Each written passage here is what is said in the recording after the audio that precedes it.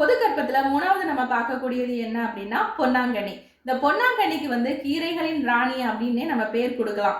அந்த அளவுக்கு சத்துக்கள் நிறைஞ்சது. இதுல விட்டமின் ஏ இருக்கு, சி இருக்கு, iron, magnesium, calcium, phosphorus, protein அப்படின்னு சொல்லிக்கிட்டே போகலாம்.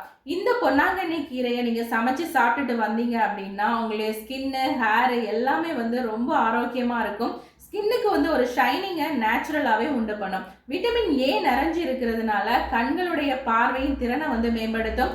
லிவர்ல இருக்கக்கூடிய டாக்ஸிசிட்டி எல்லாத்தையும் ரிமூவ் பண்ணும். ஒரு பிளட் பியூரிஃபையரா இருக்கிறதுனால உங்களுடைய ஸ்கின் பார்க்கறதுக்கு ரொம்ப அழகா இருக்கும். அடுத்ததா நினைவு திறனை அதிகப்படுத்தும். நிறைய பேருக்கு ஞாபக மறதி இருக்கும். ஒரு பொருளை எங்க வச்சுட்டு தேடிக்கிட்டே இருப்பாங்க.